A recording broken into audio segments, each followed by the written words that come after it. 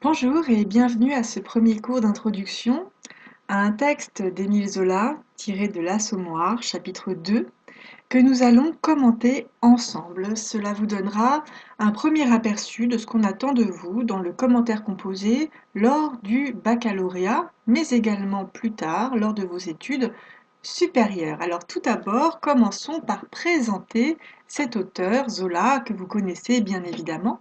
Alors qui est Zola? Eh bien, Zola est né en 1840 à Paris d'un père italien.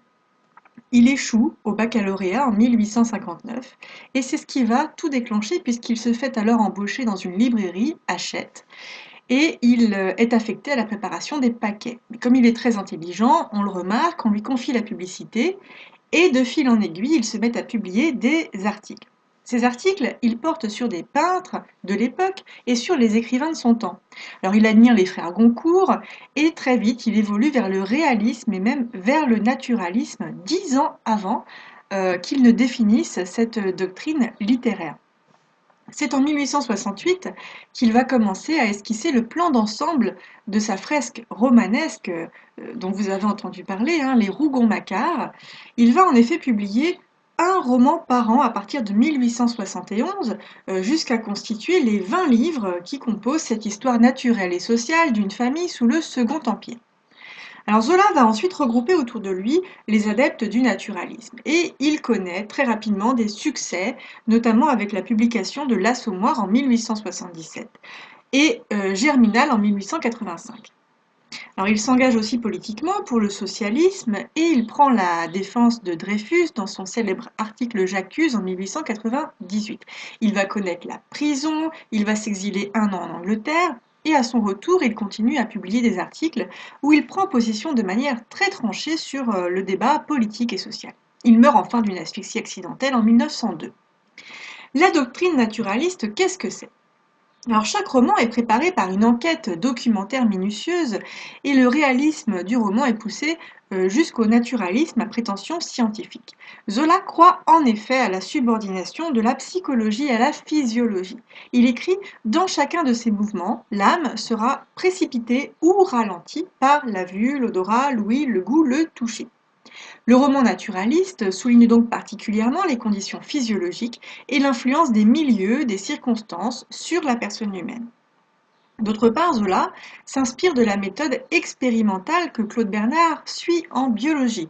En fait, chaque hypothèse est vérifiée par une expérimentation qui permet d'élaborer des lois. Et le romancier naturaliste va procéder de même. Son expérience à lui consiste à, je cite, faire mouvoir les personnages dans une histoire particulière pour y montrer la succession des faits qui y sera telle que l'exige le déterminisme des phénomènes mis à l'étude. Zola emprunte les lois scientifiques à l'œuvre dans les Rougon-Macquart au traité de l'hérédité naturelle du docteur Lucas qui date de 1850. Alors, dans sa fresque romanesque, Zola va suivre 5 générations d'une même famille pour exposer le travail secret qui donne aux enfants d'un même père des passions et des caractères différents à la suite des croisements et des façons particulières de vivre. Chaque roman du cycle porte sur un milieu typique de la société contemporaine de Zola, et l'Assommoir porte ainsi sur les ouvriers parisiens. Alors l'Assommoir, c'est une œuvre de Zola qui a fait scandale et elle est également marquée par une dimension épique qu'il donne à ses personnages et par la description des mouvements de foule et la dimension mythique qu'il accorde à certains objets, par exemple l'alambic, qui devient en fait un monstre qui guette et frappe ses victimes. Dans la préface de l'Assommoir, Zola explique j'ai voulu peindre la déchéance fatale d'une famille ouvrière dans le milieu empesté de nos faubourgs.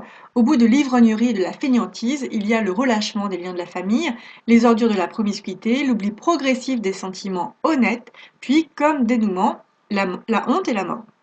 C'est de la morale en action, tout simplement. Il écrit aussi: c'est une œuvre de vérité, le premier roman sur le peuple, qui ne mente pas et qui est l'odeur du peuple. Voilà, à présent que vous connaissez un peu mieux cet auteur et son œuvre, voyons comment commenter un extrait de l'Assommoir.